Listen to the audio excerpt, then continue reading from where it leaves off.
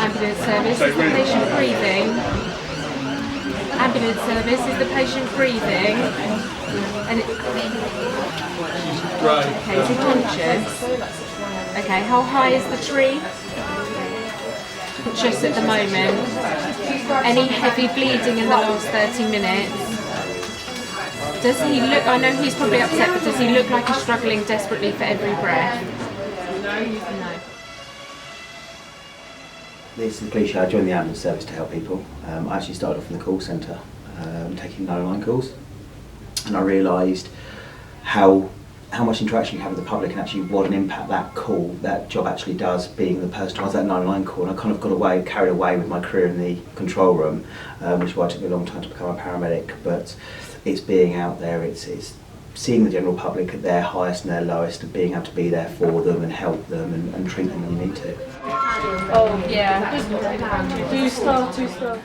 So I started off as a call taker some 13 years ago, and then had my sights set on senior manager, but I didn't know which route I was going to go or how I was going to get there.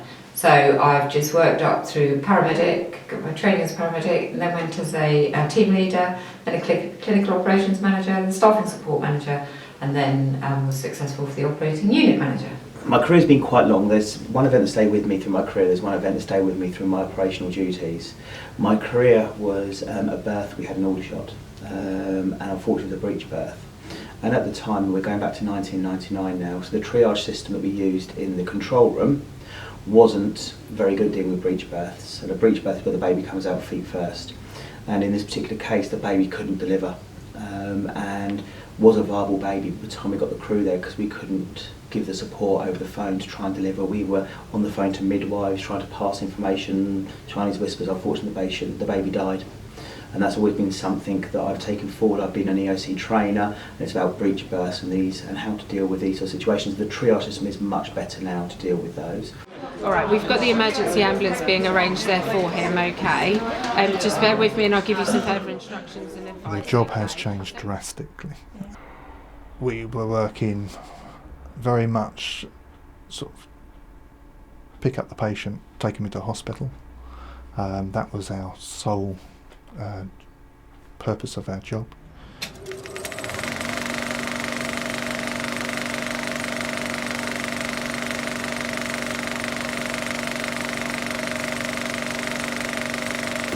Each drawer, each cupboard has set things, medical equipment, and we tag and date them all, and various different things. We have a suction machine, an oxygen machine. Bear with me. This machine is called a life pack, and basically the life pack has BP cuff, finger probe to monitor a patient.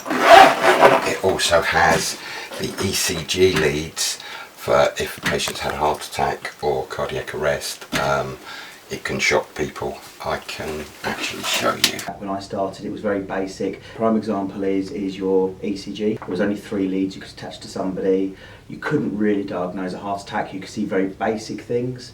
Now we've got life packs which you can diagnose so many different heart conditions through. You can send information directly to cath labs at hospitals now, so they can see a patient having a heart attack even before we arrive, allowing us to take patients to the correct location and bypass A&E departments.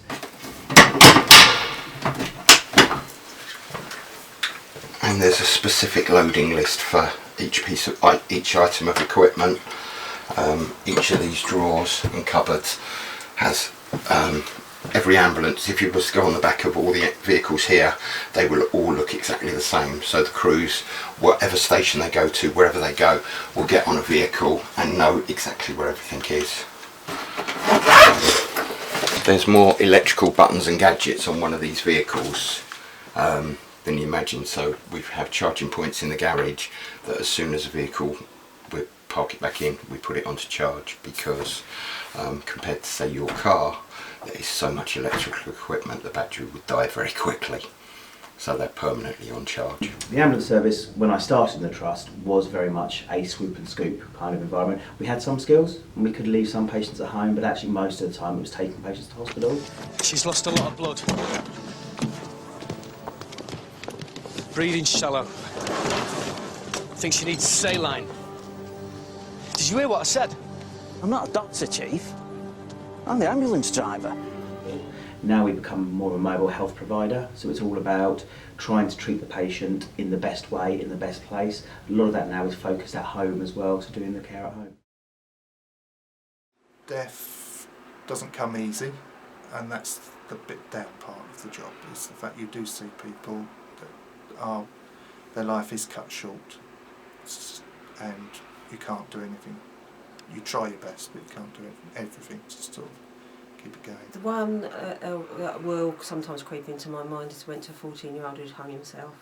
And because I had a 14-year-old son at home, I suppose it was, you make that comparison. You don't want to, but you do.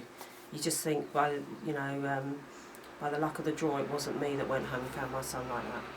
When I first joined the job, and I can still remember it now, because it's stuck in my mind, we went to a complex for the elderly, and it was a burnt out bungalow, and the person had been there for some time, and as I walked into the house, all I could smell was like fatty bacon, and every time I have bacon now, I get that job flashback. Yeah, so it's those sort of things, and that was 25, 30 years ago, so it does stick into your mind. Yeah. Worst time in the ambulance service was when I was call taker, and we had somebody who collapsed on the phone, and she was only young, and we couldn't get the ambulance to her very quickly, so I ran from distance, and there was nothing I could do, and unfortunately she passed away. And it was having the inability to actually do anything for that patient. I could hear that her breathing was getting worse and worse and worse as she collapsed, and there was no way of helping her, and there was no way of doing anything. And I had to, unfortunately, I heard the patient die on the phone, heard the crew turn up there to break the door down, and unfortunately she passed away. She was only in her early 20s.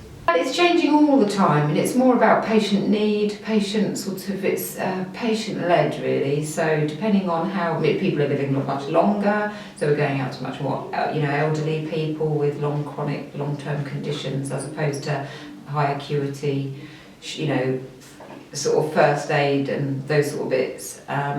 So I think the role is changing. I think the ambulance services are changing. We're amalgamating as services.